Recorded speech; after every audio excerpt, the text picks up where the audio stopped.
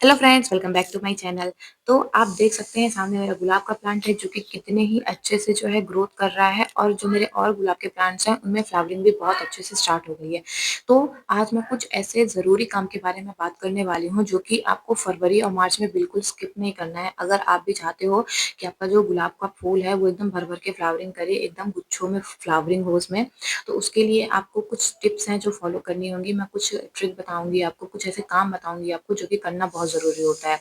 गुलाब का प्लांट जो होता है वो फरवरी और मार्च इनमें अगर आप इनमें ये सही काम कर लोगे तो बहुत अच्छी फ्लावरिंग होगी आपको, क्योंकि जो रोज़ प्लांट होता है मोस्टली वो ठंड में बहुत अच्छे से फ्लावरिंग करता है और फरवरी और मार्च में ठंड काफ़ी हद तक कम हो जाती है, फिर भी इनमें जो फ्लावरिंग का टाइम होता है ये बेस्ट टाइम होता है। अगर अभी आप नर्सरी से जाके अपने घर में गुलाब ऐड करना चाहते हो तो आप अभी नर्सरी जाइए, विज़िट करिए और अभी आप जाके न्यू प्लांट अपने लिए ला सकते हैं। इससे फ़ायदा क्या होगा? एक फ़ायदा तो ये कि ये जो टाइम होता है वो बेस्ट होता है। इस टाइम पे अगर न्यू प्लांट हम रिपोर्ट करें, कटिंग लगाएँ या फिर उनको कुछ भी ट्रांसप्लांट करें तो वो बहुत अच्छे से ट्रांसप्लांट हो जाते हैं। उनमें कोई भी मतलब कमी नहीं होती है। हमारा प्लांट मरने के जो चांसेस होते हैं वो कम होते हैं, पहली चीज़। दूसरी चीज़ कि इस टाइम पे क्या होता है कि जो हमें एकदम बेस्ट कंडीशंस में प्लांट मिलते हैं, जो नर्सरीज़ में इस टाइम पे आपको प्लांट्स मिलेंगे, वो एकदम बेस्ट कंडीशन में मिलेंगे, बहुत ही अच्छी कंडीशन में मिलेंगे। उनपे ना ही कोई इंसेक्ट्स लगे होंगे, ना ही कोई कीड़े लगे होंगे, ना ही उसमें किसी भी तरह की बीमारियाँ लगी होंगी। तो अगर आप न्यू प्लांट ऐड करना चाहते हो तो ये बेस्ट टाइम है न्यू प्लांट को ऐड करने का। और इस टाइम पे प्लांट भी काफ़ी स्ट्रॉन्ग होते हैं, उनकी जो रूट्स होती हैं वो भी काफ़ी स्ट्रॉन्ग हो जाती हैं, क्योंकि विंटर्स में बहुत अच्छे से इनमें जो है डेवलपमेंट हो जाती है नर्सरीज़ में हमारे। नेक्स्ट चीज़, अगर आप चाहते हो कि आपका जो प्लांट है, वो अगर खराब है, मतलब उनका जो पॉट है आपका वो गंदा हो चुका है, उसमें काफ़ी सारी की मतलब घास वगैरह उगाई है या फिर मिट्टी आपकी हार्ड है, तो आपको क्या करना है, आपको अपने प्लांट्स की एकदम सफाई कर लेनी है। जो मिट्टी होती है उसकी सफाई कर लेना है। एक अगर आपने मल्चिंग वल्चिंग की होगी ठंड के टाइम पे ज़्यादा, क्या होता है कि जब ज़्यादा ठंड ओस पड़ती है तो हम अपने प्लांट्स पे ना पत्ते की या फिर किसी चीज़ की मल्चिंग कर देते हैं। तो उस मल्चिंग को भी हटाने का ये बेस्ट टाइम है, यानी अब जो है धूप आने लगी है, फरवरी क्योंकि स्टार्ट होने वाली है, तो अभी आप जो मल्चिंग किए होंगे उनको हटाने का टाइम है। तो अगर आप मल्चिंग किए होंगे तो उनको ज़रूर हटा दीजिएगा। इससे भी जो आपके प्लांट हैं वो अच्छे से ग्रोथ करेंगे। जो सनलाइट है वो प्रॉपर आपके प्लांट में जाएगी। सनलाइट की बात करें तो पूरे 7 से 8 घंटे की धूप दें, मैं तो पूरे दिन की धूप में छोड़ देती हूँ, सुबह से शाम तक की अभी इनको धूप लगती है। अगर आपके प्लांट में ऐसा आपको लग रहा है कि मिट्टी हार्ड है, मिट्टी आपको चेंज करनी है, तो आप अभी अपने प्लांट की मिट्टी जो है रिपोर्ट कर सकते हैं। इसको ट्रांसप्लांट रिपोर्ट कर दें अपने प्लांट को। रिपोर्ट करने से फ़ायदा क्या होगा कि जो खराब मिट्टी होगी, यानी काफ़ी सख्त हो गई होगी अगर मिट्टी, और सख्त मिट्टी में बिल्कुल भी हमारा प्लांट ग्रो नहीं करता है।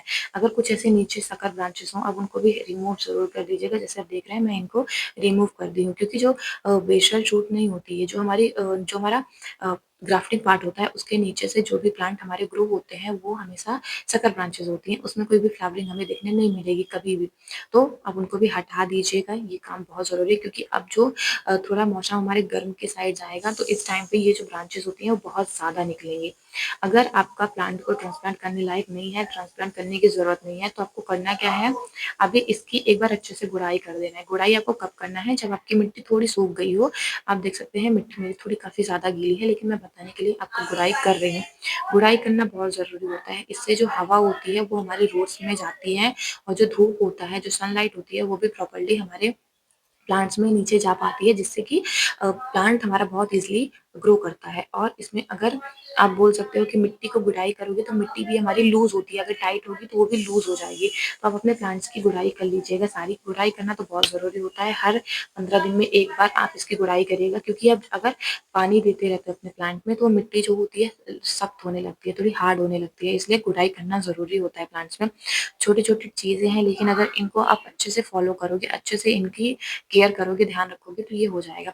अगर ऐसा लगता है कि गुड़ाई करते वक़्त जो आपकी गुड़ाई करते वक़्त जो उनकी गुलाब की रूट्स हैं वो कट रही हैं, यानी जो उनके रूट्स हैं काफ़ी ज़्यादा आ चुके हैं, तो आप इनको रिपोर्ट ज़रूर कर दीजिएगा। बेस्ट टाइम है रिपोर्ट करने का। रिपोर्टिंग से कोई भी इसको शॉक नहीं लगेगा। रिपोर्टिंग से जो हमारा प्लांट है वो अच्छे से ग्रो ही होगा। अगर आपको ऐसा लगता है कि आपके प्लांट में जब आप पानी देते हो तो जो पानी है वो निकलता नहीं है, अच्छे से ड्रेन हमारा सही नहीं है, तो आप क्या करें, इनको रिपोर्ट कर दीजिए और नए प्लांट में नई मिट्टी पे शिफ्ट कर सकते हैं, या फिर इसी प्लांटर में आपको शिफ्ट करना है तो क्या करें, आपकी मिट्टी को पलट के अच्छे से इसको निकाल के फिर उसका जो ड्रेनेज होल है उसको सही करके आप फिर अपना प्लांट लगाइए। ये भी बहुत ज़रूरी होता है क्योंकि ड्रेनेज सिस्टम अगर खराब होता है तो प्लांट्स अक्सर हमारे मर जाते हैं। एक चीज़ और, अगर आप कटिंग लगाना चाहते हो उस टाइम पे तो कटिंग लगाने का भी ये बेस्ट टाइम है। आप अभी अपने प्लांट्स की जो है कटिंग लगा सकते हो। अब अगर आपको अपने प्लांट्स में कोई इंसेक्ट्स वगैरह दिखते हैं तो आपको करना क्या है, इसको नीम ऑयल का स्प्रे करते रहना है 15 से 20 दिन में। लेकिन एक चीज़ और, इस टाइम पे क्या होता है कि अगर मिट्टी हमारी अच्छे से सूख नहीं पाती है, अभी भी हम पानी देते हैं तो आप देख सकते हैं 3 दिन पहले इसमें पानी दिया गया है, फिर भी अच्छे से हमारी मिट्टी जो है सूखी नहीं है क्योंकि धूप प्रॉपर लग नहीं पाती है हमारे प्लांट्स में। अगर धूप नहीं लगेगी तो इसमें इंसेक्ट्स या फंगस का जो अटैक है हमारी मिट्टी में होता रहेगा। तो आपको करना क्या है, आपको क्या करना है, या तो आप 1 चम्मच फंगिसाइड पाउडर ले लीजिए, आधा चम्मच के करीब, क्योंकि मेरा 12 इंचेस का पॉट है तो आधा चम्मच के करीब सफिशिएंट होगा।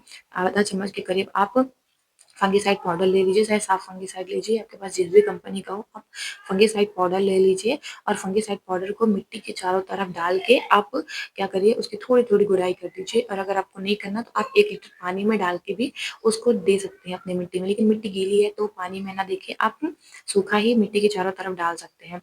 ये बहुत अच्छा तरीका होता है। अगर आपके इसमें फंगस भी लगे होंगे या फिर किसी भी तरह की बीमारी हो रही होगी हमारे प्लांट्स में, तो जो फंगिसाइड पाउडर है वो उसको खत्म कर देगा और हमारा प्लांट बहुत अच्छे से ग्रोथ करेगा। एक चीज़ और, आपको लगता है कि आपका जो गुलाब का प्लांट है वो अच्छे से ग्रोथ नहीं कर रहा, उसमें अगर कोई भी डेड ब्रांचेस होती हैं या फिर उसमें कोई भी काली ब्रांचेस होती हैं, अगर प्लांट हमारा ग्रोथ ही नहीं कर रहा है, देखिए जैसे जैसे मेरा सारा प्लांट है वो ग्रोथ कर रहा है, अगर आपका प्लांट ग्रोथ नहीं कर रहा है, उसमें अच्छे शूट्स नहीं आ रहे, तो आपको करना क्या है, उसको कट कर देना है। जैसे देख सकते हैं ये प्लांट काफ़ी टाइम से ऐसे ही है, यहाँ पे कोई भी आगे न्यू ग्रोथ नहीं हो रही है, तो इसको मैं कट कर दे रही हूँ। ये देखिए जैसे यहाँ पे कट कर दिया। कट करने से फ़ायदा ये है कि जो हमारी ग्रोथ वहाँ पे स्टॉप थी, जो ब्लाइंड शूट्स कहते हैं इसको, जो ग्रोथ आगे होती ही नहीं है, तो उसको आप कट कर दीजिए। अगर आपका जो ब्रांच है वो काफ़ी लंबी है तो आप ऐसे कट करिए जैसे यहाँ पे दिखा रहे हो। अगर लंबी ब्रांच हो तो थोड़ा सा उसकी टिप बस कट करिए, लेकिन अगर ब्रांच छोटी हो, जैसे ये देख सकते हैं ये ज़्यादा लंबी ब्रांच नहीं गई है, छोटी सी ब्रांच है, तो मेरी मानिए तो आप इसको नीचे से ही कट कर दीजिए। यहाँ से आप कट करोगे तो एक फ़ायदा होगा कि जो नीचे वाली हमारी ब्रांचेस हैं वो एनर्जी जो है अपनी उनको बढ़ाने में हमारा प्लांट लगाएगा, ना कि जो ऊपर के ब्रांच हमारे बचे थे उसको ग्रो करने में। तो नीचे वाली की ग्रोथ ज़्यादा सही है क्योंकि ये थोड़े मोटे हैं और बहुत अच्छे से हमें रिजल्ट दिखाते हैं ये। तो ये तो रही ब्रांचेस की बात। अगर फ्लावरिंग भी आपका प्लांट कर ले तो फ्लावरिंग के बाद भी उसको जो फ्लावर होते हैं उनको काट के कम से कम 2 से 3 पत्ती जो होती है, नोट पार्ट उसके नीचे से काट के हटा दें। इससे क्या होगा कि जो हमारा प्लांट है वो एनर्जी भी लगाएगा न्यू ग्रोथ करने में, ना कि जो हमारा प्लांट है उसको सेफ रखने में। अगर आपके पास फंगिसाइड पाउडर नहीं है और आपको लगता है कि मिट्टी गीली ज़्यादा टाइम तक रह जाती है, हमारे पास फंगिसाइड पाउडर नहीं है और हम खरीद भी नहीं पा सकते अभी, तो आपको करना क्या है, आपको ज़्यादा कुछ मतलब करने की ज़रूरत नहीं है, आपको ले लेना है इसमें हल्दी पाउडर। हल्दी पाउडर बहुत अच्छा होता है हमारे प्लांट्स के लिए। इसमें भी कई ऐसे बैक्टीरियाज पाए जाते हैं, ऐसे बैक्टीरिया से लड़ने की इसमें जो प्रॉपर्टीज़ होती है वो बहुत अच्छी होती है। तो आपको 1 चम्मच हल्दी पाउडर ले लेना है और चारों तरफ डाल के बस उसको ऐसे ही मिट्टी में अच्छे से मिला देना है। आप चाहो तो अगर आपको पानी देना है, वाटरिंग करना है, तो आप ये 1 चम्मच जो हल्दी पाउडर है उसको पानी में घोल के भी दे सकते हैं, वो अच्छे से अंदर मिट्टी तक जाता है। लेकिन अभी मेरा प्लांट गीला है तो इसलिए मैं मिट्टी के साथ नहीं दूँगी, मैं नॉर्मल देखिए थोड़ा-सा पानी लास्ट में दे देंगे। मतलब पानी मिट्टी मेरी गीली है इसलिए मैं ज़्यादा नहीं दे रही हूँ, इसलिए मैं थोड़ा-सा 1 चम्मच पहले डाल के उसके बाद थोड़ा-सा पानी दे दिया है ताकि जो हमारा हल्दी है वो नीचे हमारे रूट्स तक जा जाए।